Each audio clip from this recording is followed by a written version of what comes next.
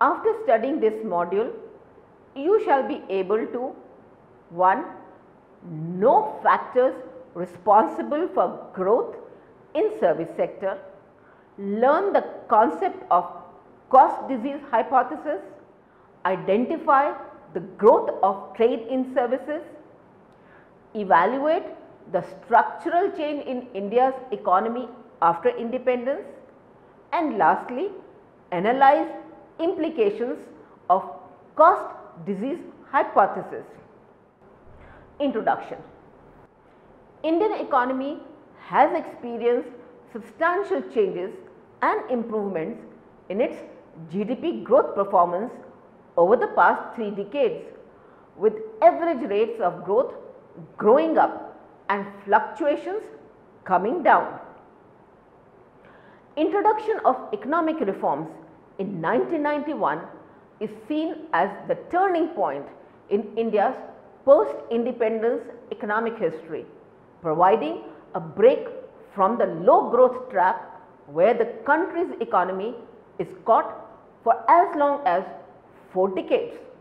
Economic growth has been accompanied by a changing sectoral distribution of GDP towards high productivity sectors, in particular services from industry and agriculture.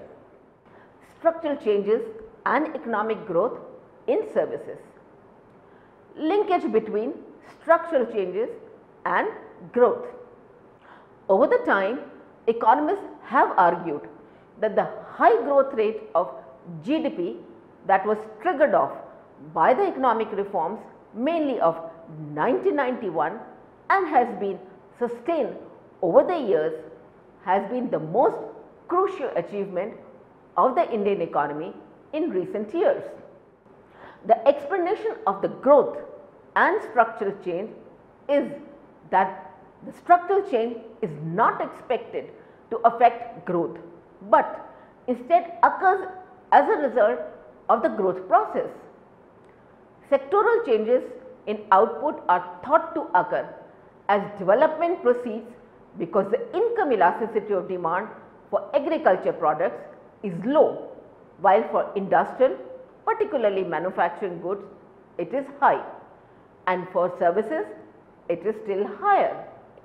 With increase in income, the demand for agriculture products relatively falls, and for industrial goods increases until after reaching a reasonably high level of income, demand for services increases sharply as well. Accordingly, the shares of different sectors in output are affected by the changes in demand pattern which accompany growth. More recent approaches to structural changes view economic growth as a process of transformation and not converging to growth path at a steady state level. Technological changes are seen to lie at the heart of economic growth as they provide the incentives for capital accumulation to drive efficiency and yield the benefits of increasing returns to scale. The evolution of industrial structure should involve technological sophistication and upgradation, which generates a premium for growth of aggregate productivity in the manufacturing sector. This means that economic growth involves the creation of new highly technical industries and the replacement of old industries. The former drive growth processes by accelerating the pace at which output, employment and productivity existing in the economy grow. Structural change and its contribution to growth. Long-term economic growth in India is associated with changes in sectoral contributions to GDP. There has been a substantial shift in the share of GDP generated in the primary sector, mainly agriculture, to other economic sectors, namely industry and services. In the first decade and a half after independence, Under the growth regime, the share of industry in GDP rose faster than the service sector due primarily to heavy emphasis given to industry by the government. But towards the late 1960s, the GDP structure started slowly shifting in favor of services. The pace of growth of service sector accelerated in the late 1970s, with the share of agriculture in GDP declining and that of industry remaining almost stagnant. The late 1990s witnessed a drastic uplift in the growth of services matched by rapid erosion in agriculture sector share. Industry with great difficulty tried to manage to retain its share in GDP at almost the same level. 4 phases. On the basis of observed patterns of growth and structural changes, economic growth in post-independence India can be divided into the following 4 phases, each with its distinguishing features. Phase 1, independence to mid-1960s. In this period, a significant acceleration in the growth rate over the past decades was seen, which was marked by a high growth of industry and a significant structural change with increasing share of non-agriculture sector, especially of the industry in the national output. Phase 2, mid-1960s to 1980. This period was marked by a slower growth of GDP, accompanied by deceleration in the growth of industry, a slower pace of structural shift from agriculture to non-agriculture and a very small rise in the share of industry. Phase 3, 1980 to early 1990s. In this period, a sharp acceleration in the growth rate occurred, mainly contributed by services sector. Structural changes were also possible with a huge fall in agriculture sector share, but very small rise in the share of industry services, picking up the major share of the shift. Phase 4, early 1990s onwards. Economic growth was occurring at similar rate as 1980s, but it declined over the period 2000 to 2004. Structural changes continued at an accelerated pace with share of agriculture sharply declining and services emerging as major sector and with very small increase in the share of industry. Within this phase, period 2005 to 2010 has been a sharp acceleration in the growth rate despite a slowdown in 2008-9. Share of agriculture has declined from around 20% to 60%. That of services has increased from 54% to 59% and that of industry has stagnated. Thus, in the first 3 decades, the rate of economic growth followed that of industrial sector. Since 1980s, it has been primarily services led. The share of industry has remained at almost the same level, that is around 25% since 1987-88. Within industry, share of manufacturing has been constant at about 15%. Construction has increased its share mainly at the cost of mining. Contribution of manufacturing to growth of non-agriculture GDP was estimated to be 24% during 1950-51 to 1979-80 and only 18% during 1979-80 to 2007-8. Construction has seen a small decline in its contribution from 10 to 9%. Industry, including construction, saw a decline in its contribution from 40% in earlier period to 31% in the latter. Acceleration in the services growth occurred since 1980s. In aggregate, services grew at a rate of 4.6% during 1951 to 1979-80, 6.5% during 1979-80 to 1995-96, and 8.5% during 1995-96 to 2007-8. Contribution of services to the growth of non-agriculture GDP was 78% during 1979-80 to 2007-8 as compared to 69% in 1950-51 to 1979-80. As a result, share of services is now about 85% in non-agriculture and 60% in aggregate GDP. Structural changes. Changes in industrial and investment policies. The changes in industrial and investment policies in terms of delicensing, discontinuation of reservation of several sectors for public sector and liberalization of foreign investment introduced over the past 3 decades, especially since 1991, have led to several important changes in the structure of Indian corporate sector. First, the non-government joint stock companies have acquired the dominant position in terms of paid up capital, raising their share from a little over 1/4 in 1989-90 to 3/4 in 2009-10. Second, the percentage of private companies engaged in manufacturing fell from about 3/4 to 36% during this period.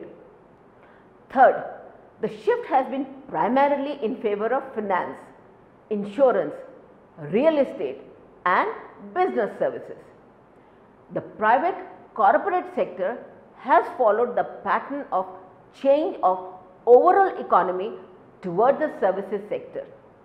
The share of service sector companies in total assets increased from 11% in 1989-90 to 37% in 2009-10.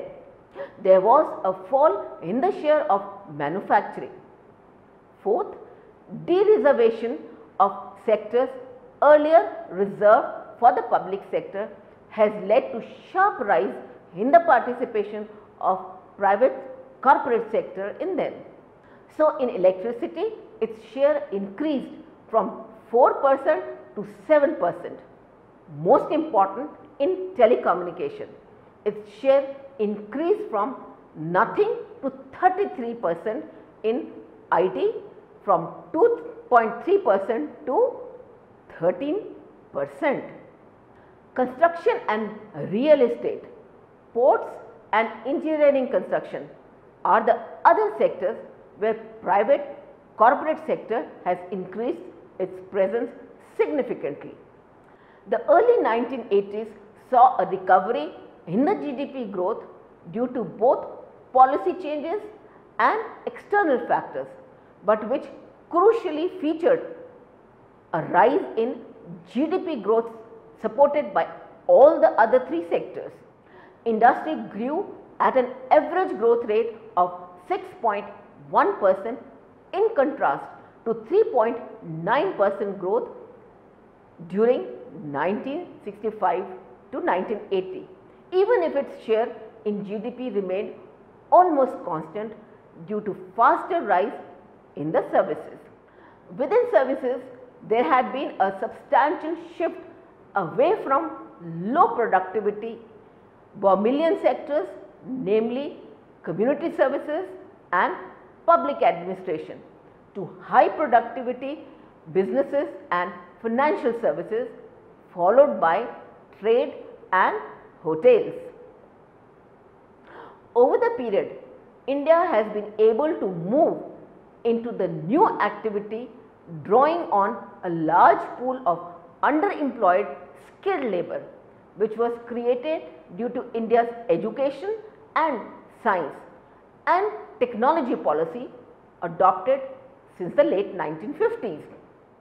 The upshot is that increasing investment coupled with increasing productivity led to structural break in GDP growth during the 1980s. In this process, the services became the driving force with expansion in size and change in the composition. The rate of GDP growth was given another push in the early 1990s through radical reforms. However, towards the late 1990s, it started stagnating, first due to the East Asian crisis and then the global economy plunged into recession. In 2003-04, economic revival occurred worldwide when all the emerging countries registered growth. In India, it marked yet another turning point and a phase of unprecedented growth. This was led by explosion in the service sector, which had started growing rapidly towards the end of the 1990s, especially with the rise of growing exports of software and ICT enabled services, following the success of Indian companies in fixing the Y2K bug. Factors behind increased share of service sector. The composition of services has also continued to change in favor of the modern and dynamic services, namely transport, communication, financial and business, including the software and related services. On the other hand, the traditional trade, hotels, community and public administration services have shrunk in importance. The various explanations that have been put forward to explain the increasing share of services in GDP, investment and employment in the process of growth can be categorized as demand side factors and supply side factors. Demand side factors causes to increase demand for services as growth proceeds, while supply side factors improve the supply of services. Let us look at the demand side factors.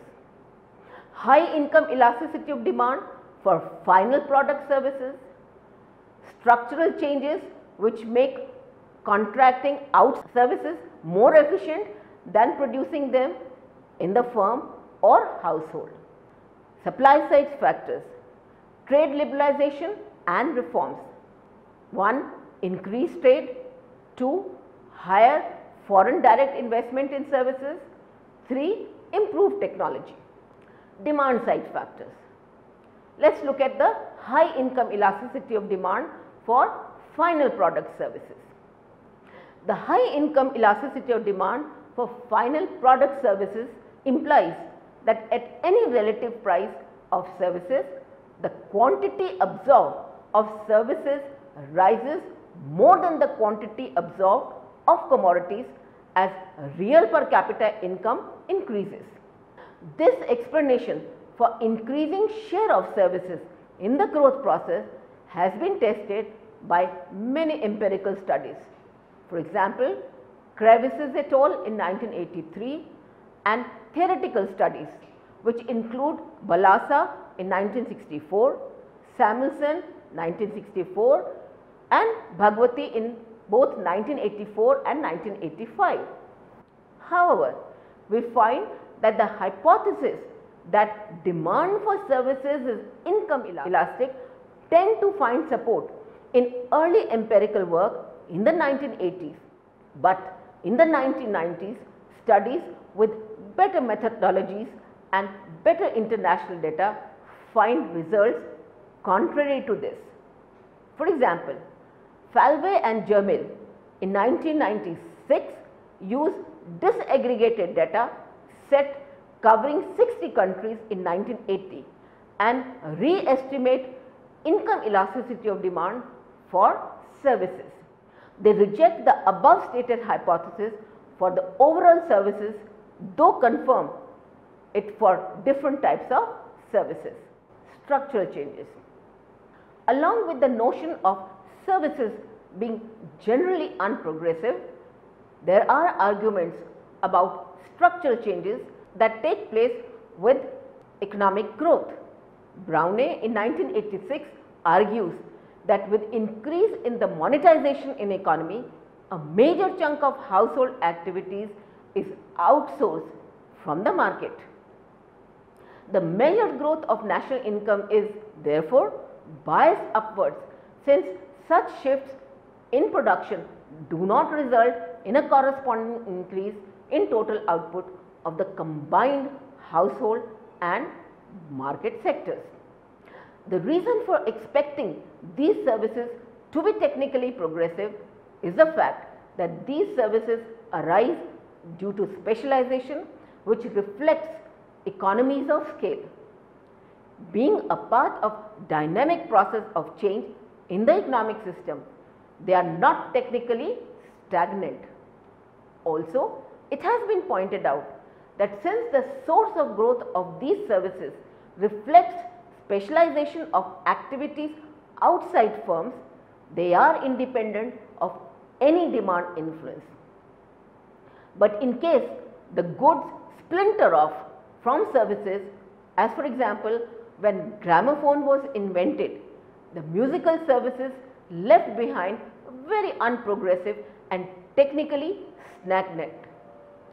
But most of the empirical studies, for example, Francois and Renard in 1996, that test whether the rise in services sector is due to real change in the structure of the production or splintering effect, as argued by Bhagwati, find that much of this rise can be attributed to the real structural change rather than outsourcing or splintering. Pilat in 2000 find that rising complexities of modern industrial organizations, manufacturing activities have become more service intensive, both upstream, for example design and R&D, and downstream, for example marketing and advertising. He also stated that the competitive advantage of firms now depends more on providing specialized services like financing and after sales facilities than on production. Supply side factors, trade liberalization and reforms. Along with the demand side factors, there are also some supply side factors that lead to higher use of services as growth takes place in an economy. Three supply side factors identified are increased trade, higher FID and improved technology that leads to higher supply of services. The two main distinguishing features of trade liberalization of services vis-a-vis goods are: A, imports of services must be locally produced, and B, liberalization of services leads to enhanced competition, which is both domestic and foreign. Greater foreign factor and increased competition both imply a large scale of activity and hence greater scope for generating the special growth enhancing effects. In fact, if foreign participation merely substitutes for domestic factors and the sector does not expand, that is, the degree of competition remains the same, then there cannot be a positive growth impact on account of scale effect. On the other hand, even without scale effects and even if services sector does not possess endogenous growth attributes, the import of foreign factors that characterizes service sector liberalization could still have a positive effect because they are likely to bring with them the source of endogenous growth, namely technology. Along with trade liberalization, improved technology has also led to higher use of services. Electronics, information and communications technologies have now made services available even when the producers and consumers do not interact. Information technology, that is IT in particular, has led to manifold increase in the use of services. Moreover, service technologies have now allowed much more responsiveness to fluctuating or individualized demand patterns. Cost disease hypothesis. Baumol's cost disease, also known as Baumol effect, had been explained by William J. Baumol and William G. Bowen in the 1960s. It includes a rise in job salaries that experience no increase of labor productivity in response to rising salaries in other jobs which did experience such labor productivity growth. This goes against the theory of classical economics. The rise in job wages without productivity gains is caused as a requisite need to compete for employees with jobs that did experience gains and hence can naturally pay higher salaries. For instance, if the retail sector pays its managers 19th century style salaries, the managers may decide to quit and get a job at an automobile factory where salaries are commensurate with high labor productivity. Hence, managers' salaries are raised not because of labor productivity increases in the retail sector, but rather due to productivity and wage increases in other industries. According to Baumol's cost disease hypothesis, service sector growth is not real but illusion.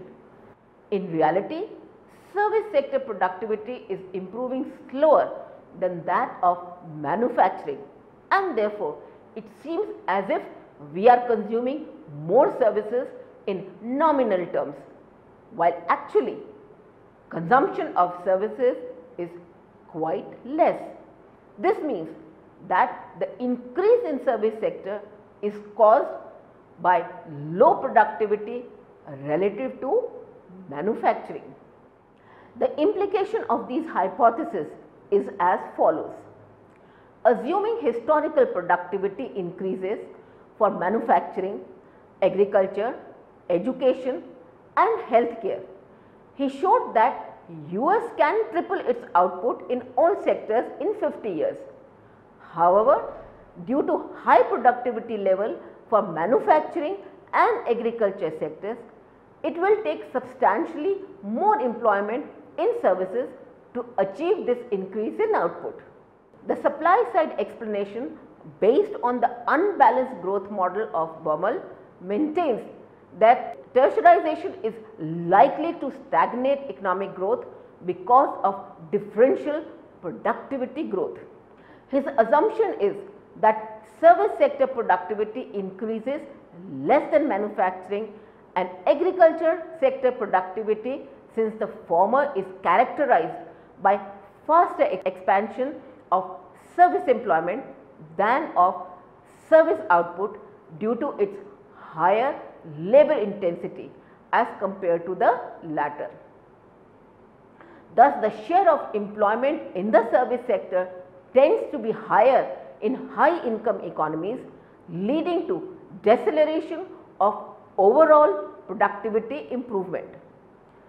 This cost disease arises in the process of tertiarization as the economy grows and the demand for services becomes price inelastic, pushing the wage level to grow faster than the growth of labor productivity in the service sector.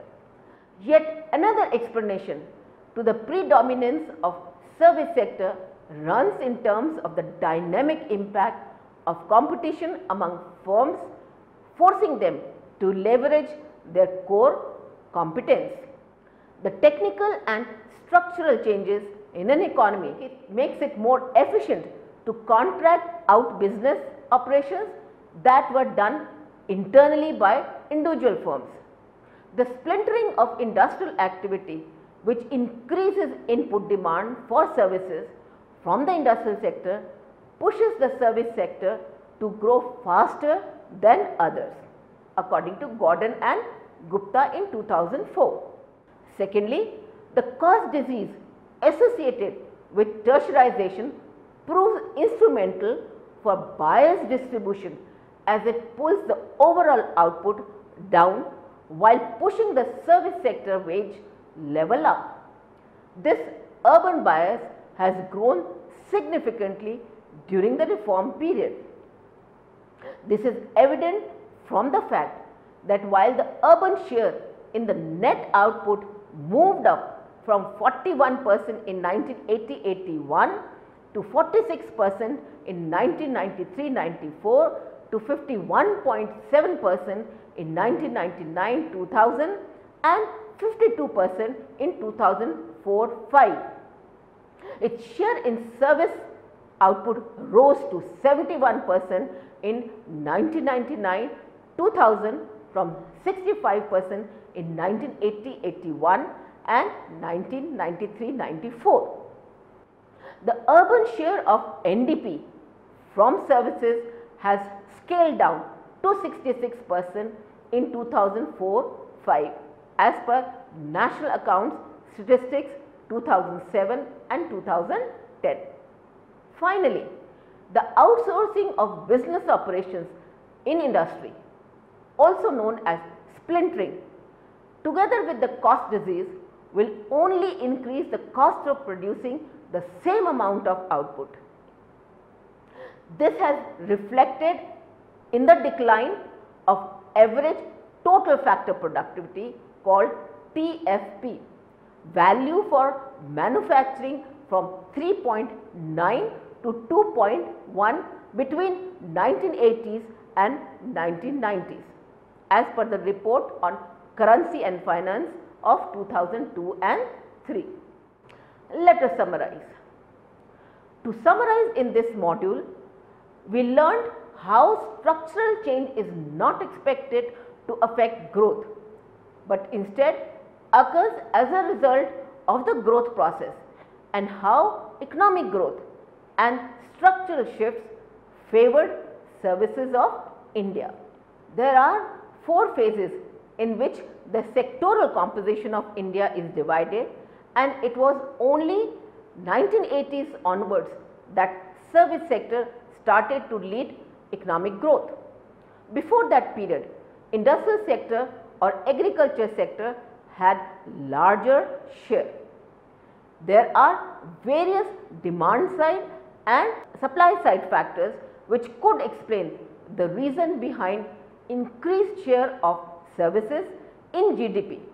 For example, high income elasticity of demand for final product services, structural change and trade liberalization. We also studied about the cost disease hypothesis, which means that a rise of salaries in jobs that have experienced no increase of labor productivity in response to rising salaries in other jobs which did experience such labor productivity growth. The cost disease arises in the process of tertiarization.